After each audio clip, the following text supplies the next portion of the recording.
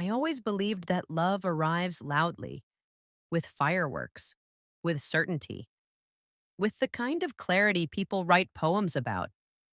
But the love that changed everything started quietly, with a letter I was never supposed to find.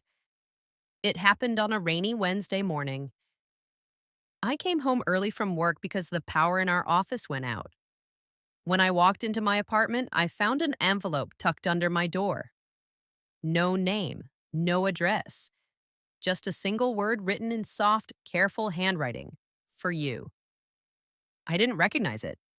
The handwriting looked familiar, almost painfully familiar, but I couldn't place it. My first thought was that it was from my ex. My second thought was that it was a prank. Still, I opened it. Inside was a letter, 3 pages, written neatly, slowly, like someone had rewritten it a dozen times before sending it. The first line made my heart stop. I have loved you in silence for almost 2 years. I sat down. My hands were shaking, but not from fear, from something else. Something I didn't want to name yet. The letter continued. You don't see me the way I see you, but I see the way you smile when you think no one is watching. I see how you take care of everyone except yourself. I know the things you wish you could say out loud. I know the things you're afraid to lose. I know your favorite songs. The way you tap your fingers when you're nervous, and the way you stare out the window when you're deep in thought. You are loved, even when you feel invisible. I stared at the words for a long time. Someone knew me, really knew me. But who? The letter had no signature, no hints, nothing. For the next few days, I became obsessed.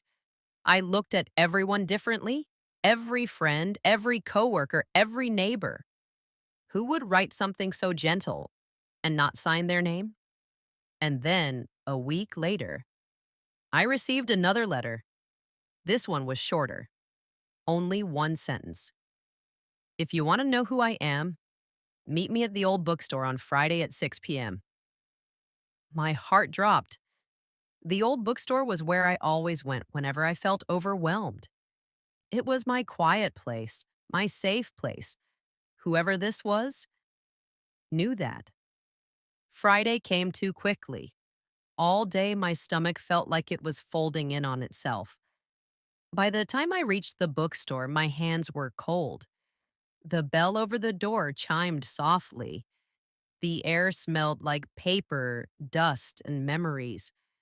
There were only two other people inside, an elderly man reading in the corner, and someone standing in the poetry section with their back turned to me. I took a breath, a deep one, and said, Hello? The person turned around, and I froze. It was Liam, my longtime friend, the one I shared coffee breaks with, the one I trusted with everything except my own feelings, the one who always showed up when I needed someone, even before I asked. He looked nervous, more nervous than I'd ever seen him.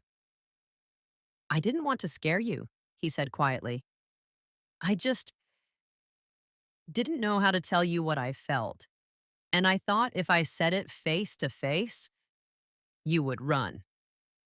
I swallowed hard because he was right. I probably would have run.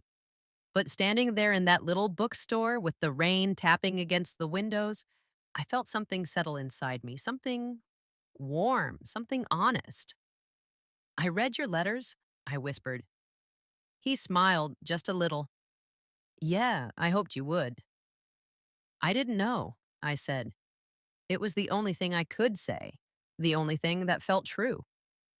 I know, he replied. You never see yourself the way others do. Silence stretched between us. Not awkward, just full. Full of things I was finally ready to feel. Then he took a small step closer. Only one. Enough to ask a question without speaking. I didn't step back. That was my answer. His shoulders relaxed. He let out a breath he'd probably been holding for months, maybe years. I don't want to rush you, he said softly. I don't expect anything. I just wanted you to know the truth. And then, for the first time, I realized something. I had been waiting for love to knock loudly on my door, but real love had been whispering beside me the entire time. I looked up at him. I want to try, I said. My voice was shaking, but steady enough. He froze, then smiled the gentlest smile I'd ever seen. And just like that, the letter I was never meant to read became the beginning of everything.